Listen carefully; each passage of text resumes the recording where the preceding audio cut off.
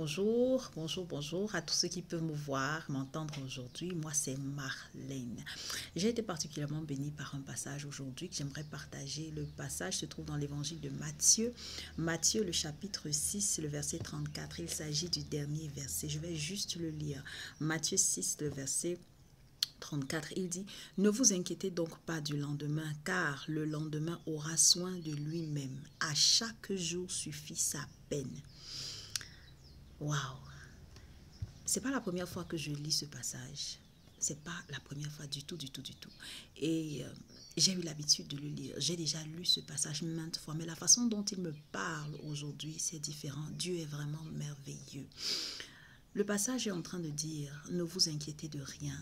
Ne vous inquiétez donc pas pour le lendemain. C'est un conseil que Dieu est en train de me donner. C'est même un ordre, je voudrais dire, parce que c'est ne vous inquiétez pas. Ne vous inquiétez donc pas du lendemain. Plus haut, le passage explique, Dieu explique qu'en nous inquiétant, on ne peut pas rajouter un seul jour, une seule seconde, quelques heures à notre vie. Si on ne peut pas, à force d'inquiétude, faire cette chose qu'il qualifie de moindre, pourquoi donc nous inquiéter? Il dit, ne vous inquiétez donc pas du lendemain, car, voilà la raison pour laquelle je ne dois pas m'inquiéter du lendemain, tu ne dois pas t'inquiéter du lendemain, car le lendemain aura soin de lui-même. Je vois dans ce passage que Dieu a donné à cette entité le lendemain ou demain la capacité de s'inquiéter, le droit de s'inquiéter, le mandat de s'inquiéter, mais pas moi. Dieu est en train de me dire, ne t'inquiète donc pas du lendemain. Mais très souvent, c'est ce qui nous arrive. Nous inquiétons tellement, nous inquiétons non-stop. Nous inquiétons à tort et à travers. Et nos inquiétudes ne nous ont pas aidés jusqu'ici. Mais c'est comme si c'est un réflexe qui est déjà en nous, une habitude, une mauvaise habitude qu'on a pris, qui bâtit notre caractère et bâtit l'anxiété en nous, le stress en nous. Mais ce passage vient m'aider ce matin et je veux croire qu'il vient également t'aider ce matin. Parce qu'il dit... En ce jour, ne t'inquiète donc pas du lendemain. Comme il me dit à moi, il te dit à toi aussi, ne t'inquiète donc pas du lendemain. Pourquoi? Parce que le lendemain a été mandaté par moi. Le lendemain est grand, suffisamment grand. Le lendemain est suffisamment capable de s'inquiéter pour lui-même. Le lendemain aura soin de lui-même. Trop souvent, nous gaspillons notre énergie à avoir soin de ce qui ne nous intéresse pas. Donc, ce n'est pas notre affaire, ce n'est pas notre souci, ce n'est pas notre problème de nous inquiéter. Dieu a mandaté demain pour le faire. Et il a bien dit, c'est une déclaration.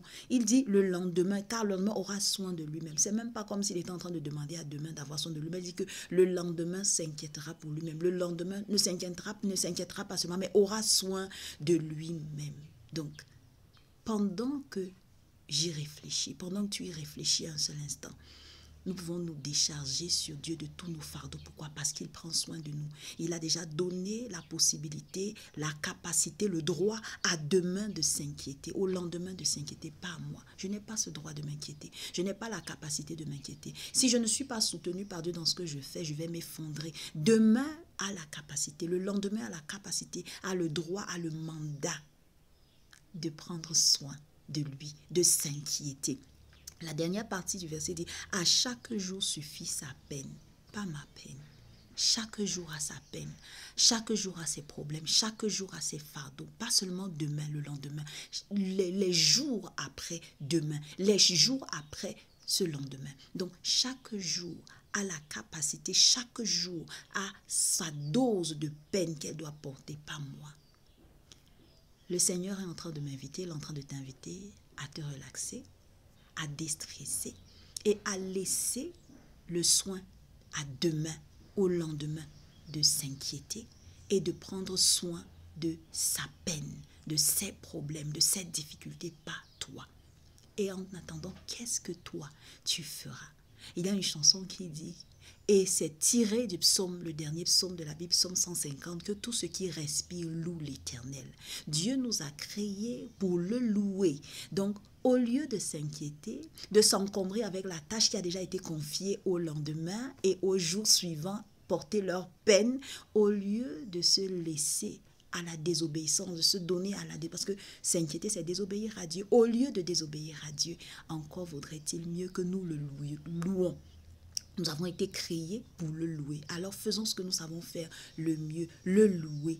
Et ce n'est qu'en faisant notre part que nous pourrons trouver la satisfaction dont nous avons besoin. Ça m'a parlé et je sais que ce verset te parle aussi aujourd'hui. Réjouis-toi, profite du moment que chaque jour t'offre pour louer, pour célébrer la grandeur de l'Éternel. Et laisse demain qui a été mandaté par Dieu, le lendemain qui a été mandaté par Dieu pour s'inquiéter, laisse demain s'inquiéter. Laisse les autres jours après demain porter leur peine parce que à chaque jour, ils ont leur peine qu'ils doivent porter, pas toi ni moi. Alléluia. Amen. Merci.